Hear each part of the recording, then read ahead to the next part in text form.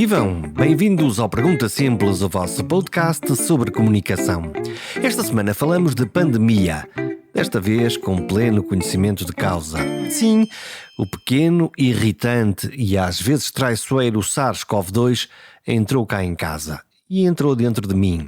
E isso nota-se bem na gravação desta conversa, gravação que foi obviamente feita à distância, usando um estúdio virtual, para fazer perguntas sobre como mudou a pandemia a nossa maneira de comunicar e também a nossa maneira de fazer coisas, de como interpretamos os sinais e como reagimos a eles. Vale ouvir, vale subscrever, vale comentar em perguntasimples.com.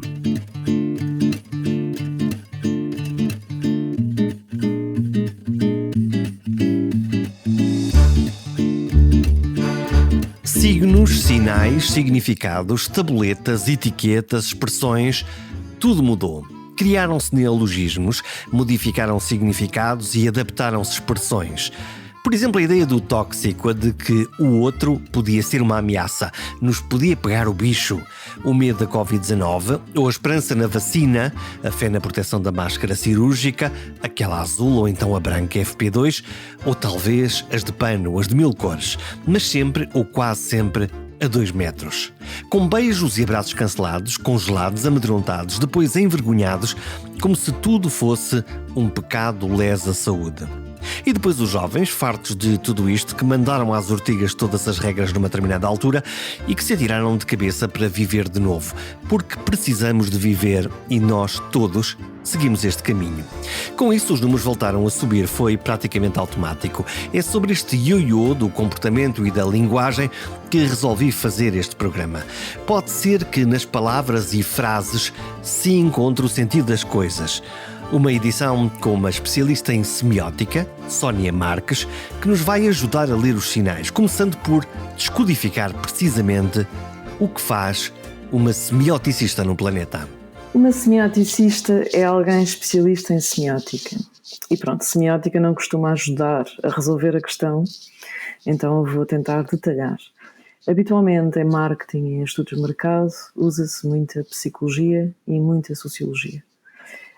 Aquilo que a Indis faz e aquilo que eu faço é uma abordagem cultural ao consumo.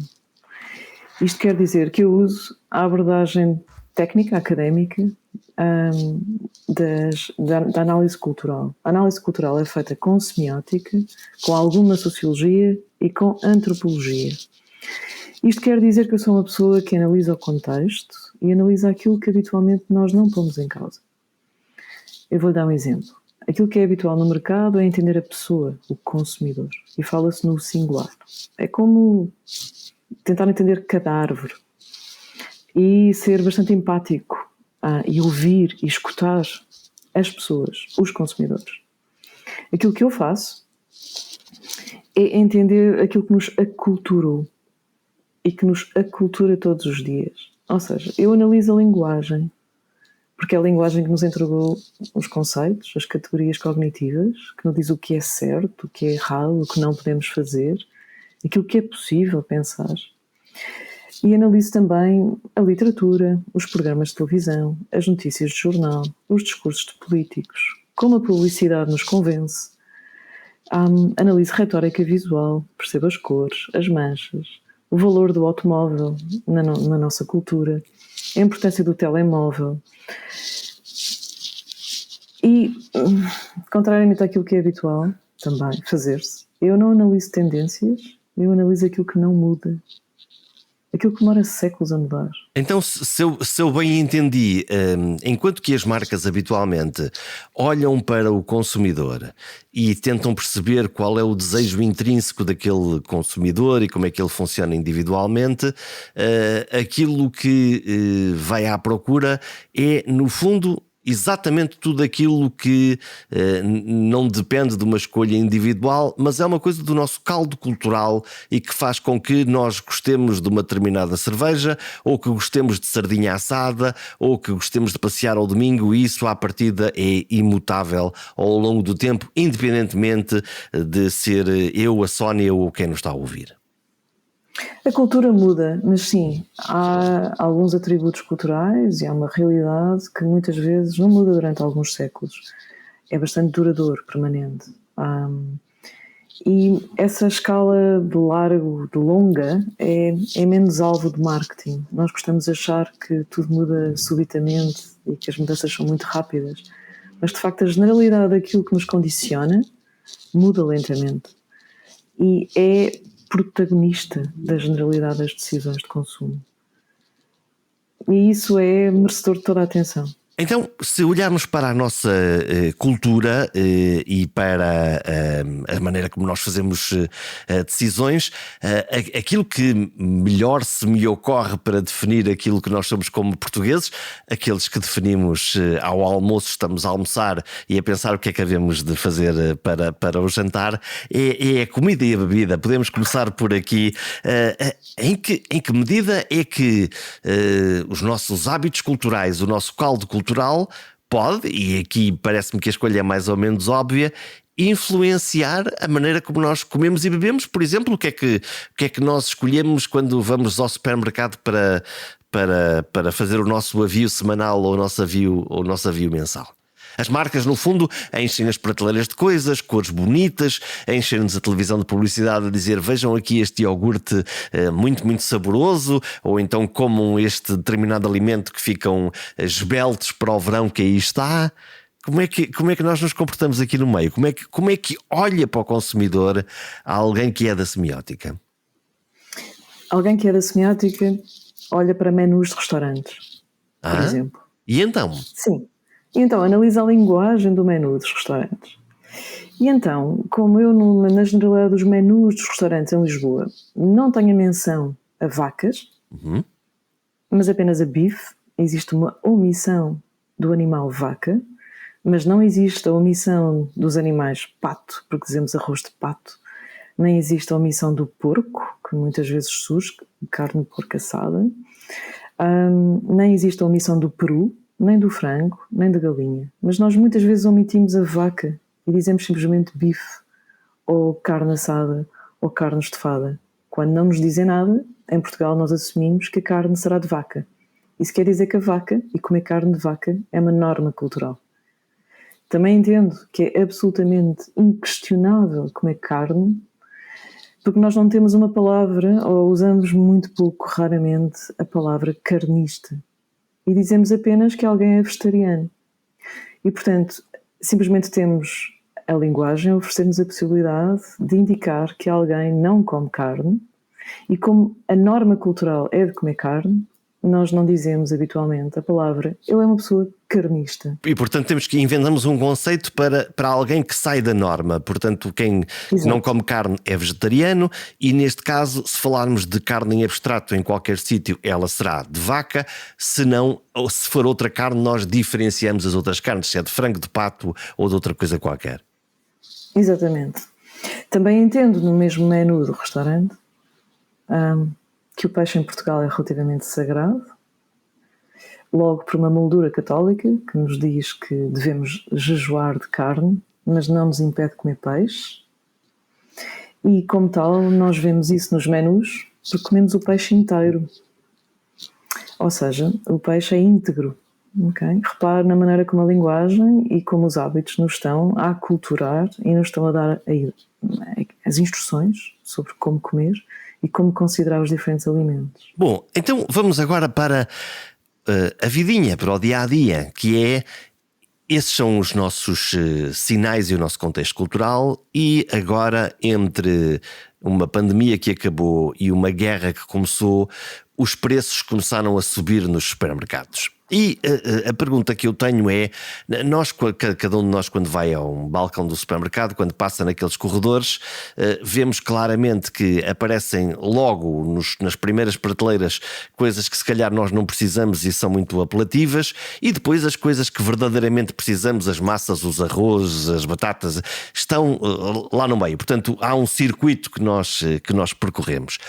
E a pergunta que se me ocorre é: Neste caldo cultural, sabendo agora que os preços estão a subir, e há de resto já um estudo a dizer que os portugueses já estão a limitar algumas coisas no seu consumo, porque percebem que os preços dos bens essenciais estão a subir e, portanto, começam a ter que fazer escolhas, e se calhar até menos desperdício, também pode ser uma boa ideia por aí, essa é a boa parte disto. Significa que este nosso ato de tentar fazer uma poupança ou alterar hábitos de consumo é um desassossego, é difícil ou não? Sim, com certeza será difícil e será curioso entender como é que as promoções irão decorrer e como é que após tantos anos as marcas irão recodificar o ato de comprar. Aquilo que tem sido feito tem sido um apelo à queima, à dissipação de recursos. Cartazes vermelhos e amarelos, ao fogo, aquilo que nos tem dado a imagem de abundância extrema. É como vivenciar em cada dia do hipermercado o dia da colheita. Temos aqui tudo. Levem, que temos em excesso, há aqui muita coisa, extra, levem 2 pelo preço de 1. Sim, e também a seguir no final o processo da poupança. Não é? Tal como nós quando chegamos a casa temos que arrumar, acondicionar. E como durante séculos o homem teve que salgar, por exemplo, para aprovisionar e para pensar no pós-colheita. Será muito interessante entender como é que as marcas endereçarão a inflação, porque esse é um fenómeno que de facto há 10 anos, 20, não era ou mais, desde os anos 80, que nós já não éramos, o contexto já não era esse, de aumento de preços. E portanto, sim, estarei a observar com muita atenção os folhetos no próximo ano. E as marcas precisam mesmo de se adaptar a esta realidade, porque por um lado tem um grupo de consumidores mais velhos que sabem o que é a inflação e que viveram inflações brutais no fim dos anos 70, no pós-revolução, e por outro lado vão também falar para uma geração, a maioria das pessoas que têm menos de 50 anos, cuja ideia de inflação é uma ideia completamente esotérica, não existe. Sim, é verdade. E eles serão, tal como os jornais, serão aculturadores. Ou seja, vão-nos ensinar e vão-nos veicular como lidar e como percepcionar o aumento de preços. Nós tivemos há 2 anos esta parte, estamos no 3º ano de pandemia Covid-19 e a pandemia mudou várias coisas na nossa vida, seguramente. Em primeiro lugar, prendeu-nos em casa, depois fez-nos ter receio do outro, a ideia de abraçar ou não abraçar. Escreve uma coisa muito curiosa no LinkedIn que eu li, que é, no início da pandemia éramos todos tóxicos, no fundo, todos à distância, todos com máscara, mas esse conceito não ficou só aqui na pandemia. O conceito de toxicidade ou de falta de ar alargou-se um bocadinho para outros momentos da nossa vida. Sim, esta pandemia com o vírus respiratório colocou qualquer pessoa como potencialmente tóxica, porque reparo, durante a pandemia nós não isolámos apenas quem tinha a doença. A Direção-Geral de Saúde indicou-nos e educou-nos para nos comportarmos como se estivéssemos tóxicos. Portanto, nós tínhamos que nos comportar como se fôssemos pessoas de risco para outras pessoas. Porque muitos de nós provavelmente são assintomáticos, ou pelo menos uma parte significativa, portanto eu compreendo as medidas de saúde pública. A questão é que isto nos colocou a nós, qualquer um de nós, como potencialmente tóxico. Não vais visitar a avó e o avô porque tu podes ser perigoso, podes levar o mal para dentro da casa dos mais velhos. Exatamente. A parte interessante aqui é que a linguagem, quer em português como em inglês, já nos cruzava o bem-estar com a nossa capacidade de respirar. Porque repare, Jorge, nós já dizíamos, está tudo bem na minha vida, finalmente posso respirar fundo. Quando existia uma situação de alívio, certo? E portanto nós já tínhamos imagens e vendemos a possibilidade de viajar para um país remoto com alguém de braços abertos, em sinal de lufada de ar fresco. Ou seja, nós já cruzamos a qualidade do nosso respirar com a qualidade da nossa vida há algum tempo. A questão é que a pandemia veio, obviamente, salientar esse domínio da respiração. E esse campo da respiração é hoje usado mais frequentemente na linguagem corrente. Nós nunca lemos tantas vezes a palavra tóxico aplicada a qualquer coisa. Por exemplo? O chefe tóxico, a cultura corporativa tóxica, uma pessoa tóxica, ok? Portanto, de repente nós vemos o outro como potencialmente tóxico, não já só por uma questão de saúde, mas por uma questão psicológica, por uma questão de ambiente social, ou uma questão corporativa. Embora sempre tivemos chefes tóxicos, relações tóxicas, pessoas tóxicas, nós sempre tivemos isso, sempre tivemos partes da nossa organização social que nos faziam mal ou que nós percepcionávamos como nos estando a fazer mal. Sim, eventualmente descreveríamos isso, na maior parte das vezes, como uma linguagem corporal. Aquele indivíduo dá-me uma tareia, não é? Ou faz mal, ou coloca-me para baixo, não é? Hoje em dia, muito provavelmente, ouviremos muitas vezes o termo tóxico, é alguém tóxico, que contamina. Okay? A pandemia foi e é um enorme desafio na nossa relação com o outro. E nós regredimos culturalmente na aceitação do outro. Isto é muito curioso. A cultura por vezes funciona de formas muito paradoxais. Repara, o que a doença nos fez a todos foi colocar-nos como iguais. Nós em Lisboa, no Porto, em Mumbai, em Manaus, tivemos que ficar em casa, praticar distanciamento social e usar máscaras. Todos mudamos o estilo de vida. Todos nos submetemos às mesmas indicações de saúde pública. Todos iguais, mas depois, pelo contrário, nós dizemos este é o vírus da China, lá de longe, de algum sítio, e não o nosso vírus, o vírus que nos está a afetar como humanos, é o culpado, é o estrangeiro. Exatamente. O culpado é o estrangeiro, vamos fechar os aeroportos e vamos competir. Portanto, na altura das nossas vidas, em que nós mais nos assemelhamos com o outro, foi também a altura das nossas vidas em que nós quisemos criticar o outro, culpabilizar o outro e quisemos nos distanciar do outro. Não só em termos clínicos, físicos, mas também em termos sociais. Isto acontece por dois motivos. As doenças são, em geral, estigmatizantes. Nós precisamos de culpar o outro para nos afastarmos do outro e para termos menos receio do outro e menos medo da morte. E, portanto, convém pensar aquele é o problema do outro e colocar essa pessoa em hospitais e fechados. Esta é a nossa norma cultural, certo? Que não era assim na Idade Média, mas é assim há algum tempo. Esse é o primeiro ponto, afastar-nos de quem pode ser a morte ou pode representar a morte. E a isto chama-se estigma, que é uma coisa que alguém nas profissões clínicas se conhece muito bem. Não é? Mas uma doença infecto-contagiosa é terrivelmente estigmatizante. Por exemplo, no caso da SIDA, nós no início tivemos uma norma cultural absurda de considerar que os homossexuais eram um grupo a estigmatizar.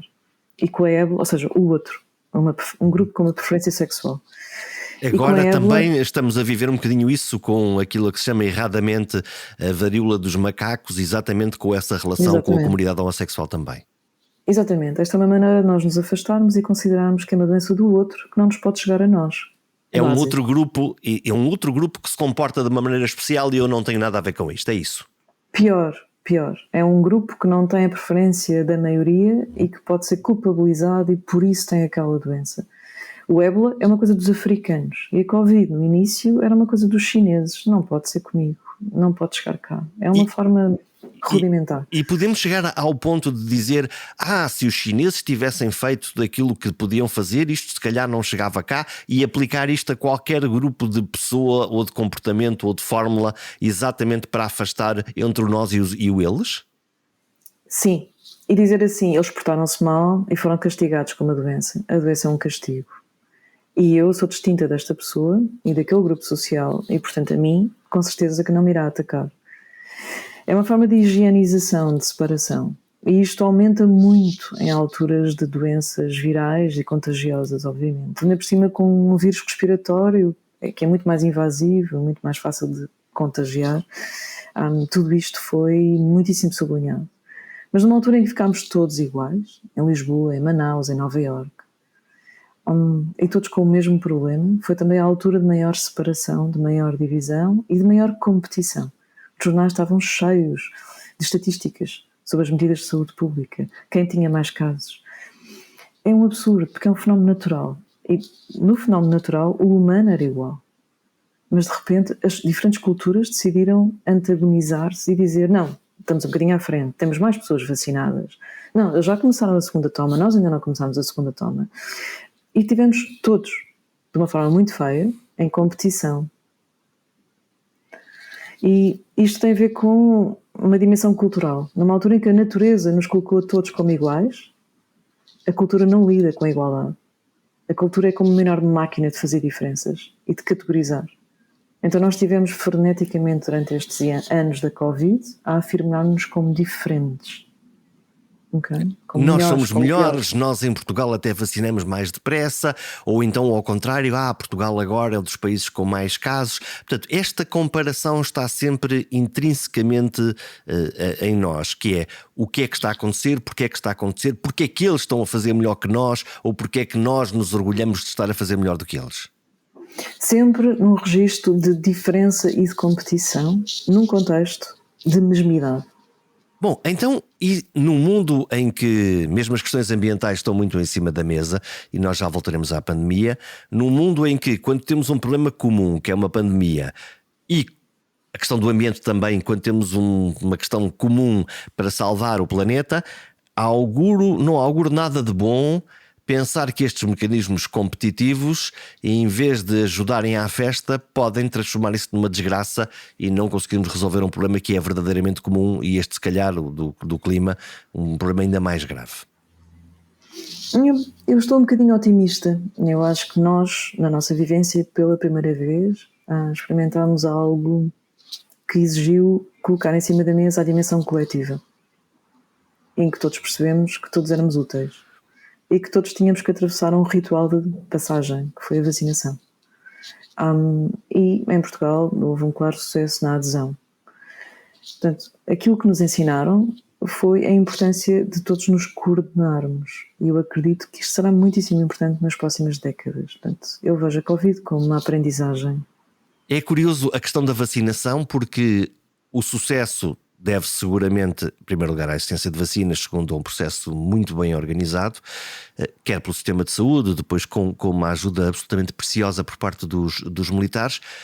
Mas lá está, o fenómeno cultural. Os portugueses habituados a ser vacinados desde os anos 60 e sempre a terem uma opinião muito positiva do que é que são as vacinas e do efeito que eles têm na vida das pessoas, na vida das crianças, na redução da mortalidade infantil. É um efeito cultural também. É uma dimensão cultural. Há uma dimensão na cultura portuguesa de consenso. É uma cultura de elevado contexto. O que é que eu quero dizer com isto? Nós muitas vezes somos categorizados como a Europa do Sul e, portanto, como um pouco desobedientes às normas e caóticos. Mas eu gostaria de colocar em cima da mesa a possibilidade de nos revermos um bocadinho como os japoneses e não como os espanhóis ou os italianos. É só um desafio. Oh diabo, Sim. como é que é? Nós mais japoneses do que latinos? Como é que é isso? Verdade, é verdade. Que sinais são esses? O primeiro sinal é uma ausência. É a ausência de importância de sinalética. Na rua. Em relação a um país como a Holanda, como a Inglaterra, temos poucos letreiros, poucas instruções. Sim, nos países do centro da Europa temos montes de letreiros, indicações, cartazes. Basta entrar numa estação de comboios para ver as 1000 placas de informação, e aqui de facto é quase uma ausência de para onde é que nós vamos, para onde é que nós saímos, qual é a saída do metro. É um facto. É um facto, não é? Temos poucas regras explícitas. Porque nós... a nossa cultura é uma cultura de elevado contexto. O que eu quero dizer com isto é uma cultura onde está a enorme importância o intersubjetivo. Eu considerar que o outro fará a mesma coisa que nós, que existirá consenso. É confiar. Mal comparado é quando nós saímos do metro e não há uma placa para dizer para onde devemos seguir, seguimos a carneirada. Portanto, se toda a gente vai para a direita, nós também vamos para a direita ou vamos para a esquerda. É quase uma interpretação disto. É esse o não dito ou não? O não dito, sim, é uma cultura de tácito. Nós consideramos que nada tem que ser explícito, ou não tem que ser uma regra, que não tem que haver uma lei, muitas vezes, para nós considerarmos que devemos respeitar o outro e que devemos considerar que aquilo que é bom para mim será bom para os outros também. O Japão é uma cultura assim, onde se respeita e onde se dá uma enorme importância ao consenso. Um dos sinais disto é também a linguagem. Eu não estou provavelmente a falar de pessoas. Nós temos muito poucos socioletos em Portugal. Há pouca diversidade linguística. Este é um sinal de consenso. E sabe qual é o outro sinal? Falamos baixo. E gesticulamos relativamente menos do que um espanhol ou um italiano. Eles repetem-se, eles gritam, eles frisam, eles enfatizam. Nós não. Nós falamos baixo. Nós consideramos que quando dissemos algo a outro, que a pessoa irá compreender exatamente o mesmo referente. Falamos baixo e falamos para dentro, falamos, lá está, entre dentes às vezes, não é? Até quando sussurramos um segredo ou alguma coisa que não queremos, olha, vê lá isto, que é, e está marcado quase no silêncio da palavra. Sim, e não acompanhamos com grandes gestos, ou seja, nós não enfatizamos o que dizemos ao outro, nós assumimos que a linguagem é partilhada. E como há pouca variabilidade regional, e há poucos sotaques, e há poucos socioletos, há muitíssimo menos, quer dizer, quero lembrar, a Bélgica tem 11 milhões de habitantes, tem 40 dialetos só para o neerlandês. Isto é impensável em Portugal. Nós compreendemos todos, nós assumimos o mesmo código linguístico. Isto quer dizer que há uma relativa calma em relação àquilo que nós partilhamos. E que há uma partilha de que aquilo que eu compreendo, o outro também compreenderá. E eu julgo que este consenso ditou o sucesso da campanha de vacinação, foi um dos ingredientes para o sucesso da campanha de vacinação, claramente. A pandemia trouxe-nos uma obrigação de ficar muitas vezes em casa e ofereceu-nos o teletrabalho como uma possibilidade. De resto, nós estamos a ter esta conversa à distância com facilidade, isso ajudou-nos. O teletrabalho tem efeitos positivos e negativos. Por um lado, essa ideia de que podemos estar num sítio qualquer e a trabalhar para outro sítio qualquer, o que é uma coisa absolutamente extraordinária. Por outro lado, retira-nos essa dimensão gregária de ir beber o cafezinho com o colega da equipa ou de empresa, que nos ajuda muito na vida, no nosso dia-a-dia de trabalho também. O que é que esta mudança conceptual e cultural, este signo, vai ter melhores coisas ou piores? O que é que alguém especialista em semiótica nos pode oferecer como pistas? O teletrabalho, a nossa situação agora, Jorge, de falarmos um com o outro, tem dois grandes constrangimentos. A impossibilidade de nos olharmos nos olhos. Uhum. Olhamos uma câmara, olhamos um ecrã.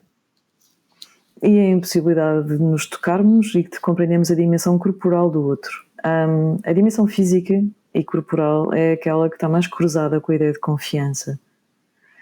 Portanto, eu sou relativamente cética em relação a todo este elogio à tecnologia e julgo que os próximos 20 anos nós falaremos mais dos limites da tecnologia do que das suas possibilidades. Eu julgo que temos sido um bocadinho ingênuos nas últimas 2 décadas a falar sobre as possibilidades tecnológicas. De qualquer maneira, eu gostaria de acrescentar que nós não devemos ver a pandemia como um marcador do antes e do depois. A pandemia é um período anómalo em termos culturais. E tudo aquilo que surgirá no pós-pandemia não terá assim tantas características em comum com o período pandémico. Okay? A pandemia é como uma cambalhota. É uma cambalhota. Estamos a ver tudo de pernas para baixo. Portanto, não é uma revolução, é um sobressalto. Não, é uma inversão. É uma inversão àquilo que é norma. E tudo o que acontecerá a seguir não terá provavelmente muito em comum com o período pandémico. Então, também não terá muito em comum com o período anterior. Que inversão é essa? O que é que mudou? Já conseguimos perceber isso? Eu vou dar exemplos. Tudo aquilo que nós habitualmente valorizávamos antes da pandemia foi desvalorizado. Então, para ajudar, nós tínhamos que nos juntar. Mas durante a pandemia, para ajudar, nós tínhamos que nos distanciar. Antes da pandemia, o que era cool era urbano. Durante a pandemia, as cidades estavam vazias, eram distópicas e eram foco de perigo. E o campo é que era valorizado culturalmente. Antes da pandemia, a juventude vendia qualquer coisa, desde Coca-Cola, a roupa a computadores. festivais de música, o que quiser, é suposto ser jovem. Era a norma cultural. Durante a pandemia, os jovens eram os irresponsáveis. Andavam em festas e por aí fora e não respeitavam, lá está, a norma de proteção geral. E o que era a norma durante a pandemia? Ser responsável. Ok? Portanto, eu quero comparar a pandemia ao período de castigo das crianças. É igual. A pandemia é um castigo. Ok? Então tivemos todos que ficar em casa, não tivemos festas, não pudemos falar com os amigos, tivemos todos que estudar em casa, tivemos todos que ser muito responsáveis e até de ser injetados a uma dada altura. Apanhar uma injeção, ser seringado, e ter muitas espátulas e muitas interferências nos nossos narizes. E durante esse período pandémico é um período anómalo, em que todos nos afastamos uns dos outros. Eu vou fazer um exemplo um pouco estranho. A pandemia é culturalmente a mesma coisa que uma despedida de solteiro. Na despedida de solteiro, os noivos também saem do seu meio habitual e são afastados um do outro e vão para outro local, longe da sua família. E lá podem fazer qualquer coisa. É o que vemos em Lisboa, não é? Vestirem-se de forma anómala, brincarem muito, partirem coisas, serem desobedientes. E só depois, quando voltam, aí sim, casam. A vacinação foi uma espécie de casamento, foi um ritual de passagem que nos permitiu mudar deste período absolutamente anómalo pré-vacina. E nós já nos conseguimos livrar dessa opressão da pandemia? Já conseguimos respirar fundo ou ainda não? Em termos clínicos, parece-me que isso depende do surgimento de uma nova variante nos próximos 3, 4 anos. O vírus será instável durante 6, só passámos 2 anos de pandemia. E culturalmente e psicologicamente e em termos comportamentais, porque estávamos a falar das cidades, do espaço urbano e da necessidade de reinventar este espaço. De alguma maneira nós reinventamos este espaço. Durante a pandemia as cidades foram postas em causa, foram desvalorizadas. E, portanto, é normal que agora nós estejamos todos muito ocupados a pensar o planeamento urbano e que pensemos em alternativas, nomeadamente ao veículo automóvel. Sim, a pandemia irá trazer muitas mudanças, porque muitas coisas fundamentais foram postas em causa, como a cidade, a globalização, a juventude. E todos esses temas, todos esses tópicos das nossas vidas serão postos em causa nos próximos anos e serão transformados. Eu não sei se a Sónia tem essa sensação, mas eu lembro-me de logo imediatamente ao fim dos primeiros períodos críticos da pandemia, do regresso à cidade e de me notar farto do ruído, intolerante ao trânsito, quase rejeitando aquela ideia de bom, então a vidinha agora volta a ser este rame-rame de ruído, pessoas, amontoado. Esta relação com a cidade criou aqui obrigou-nos o silêncio, lembrou-nos do ruído da cidade para o bem e para o mal. Claro, foi inacreditável o contraste de vivência que obtivemos durante os períodos de confinamento geral. Teríamos sido incapazes de imaginar a cidade silenciosa, mas hoje já conhecemos esse contraste e o nosso processo de interpretação depende dos contrastes. Portanto, é normal que o Jorge se tenha apercebido do ruído como nunca. Nós estamos num momento e já aproximamos do final do nosso tempo. Estamos a viver tempos desafiantes. Vivemos a pandemia, ainda estamos a viver a pandemia. Estamos a viver uma guerra na Europa. E é muito curioso. É uma guerra de agressão entre a Rússia e a Ucrânia. A Rússia invadiu a Ucrânia, esse é o ponto. Mas depois nós, lá está, na relação com o outro... parece que passamos a odiar sempre o outro. Neste caso, Dostoiévski já é horrível, se calhar a vodka já é péssima, se calhar São Petersburgo já não é bonito. É uma reação à agressão ou é uma necessidade que nós temos do afastamento em relação ao outro ou de escolher um dos lados? As guerras militares são muitas vezes acompanhadas de guerras culturais. A Rússia já está a ser, e será nos próximos anos, alvo de uma enorme desvalorização. E isso notar-se-á nas biografias, nas leituras recomendadas, não só na Ucrânia, que já está a acontecer, mas também noutros países. Isso é uma rejeição? São uma exclusão, tornar-se-á um Estado pária. Portanto, nós... Mas porquê é que isso toca à cultura? Porque esse é o ponto. Uma coisa é uma decisão militar e política, mas isso não muda nada nas coisas boas que, obviamente, existiram e continuam a não existir nos vários países do mundo. Jorge, eu tenho alguma dificuldade como analista cultural em separar. Por exemplo, nós vivemos a Covid em grande medida nos termos da guerra. A guerra é uma metáfora corrente, infelizmente cada vez mais corrente, não só porque a realidade nos trouxe esta guerra, como também já vivemos o cancro como se fosse uma guerra. Falamos em quimio e radioterapia e tratamos o PO uma espécie como uma trincheira e dizemos que alguém sobreviveu a cancro e tratamos essa pessoa de uma forma heroica. Portanto, a guerra, ela infelizmente está connosco e ajuda-nos a moldar a realidade. Essa metáfora da guerra irá tornar-se cada vez mais produtiva nos próximos anos, até porque infelizmente existe esse terrível conflito. E sim, não tenho qualquer tipo de dúvidas de que a Rússia será alvo de uma guerra cultural, e muitas coisas que nós aprendemos a valorizar naquele país teremos nos próximos anos de reavaliar, reconsiderar e tratar como algo funesto, como algo criticável. Isso leva-me a tocar o último tema que tenho para a nossa conversa, que é a questão da diversidade. Lá está, da relação com o outro, porque é uma das suas propostas, uma das ideias que tem estudado é que a diversidade é crítica para uma sociedade plural. E quando estamos a falar de diversidade, novos e velhos, diferentes raças, diferentes culturas, diferentes línguas, porquê que está a ser tão difícil conseguir, de tal maneira difícil, que nós temos que escrever isto nos livros das regras e lembrar que é muito importante a diversidade? Porque é difícil aceitar a diferença do outro? Vou responder de uma forma um bocadinho torcida. A mim parece-me que a bandeira da diversidade, enquanto bandeira ideológica, é algo, obviamente, absolutamente digno e grande e elogiável, mas também me parece que é uma infraestrutura cultural da globalização. Okay? Não dissocio as duas coisas.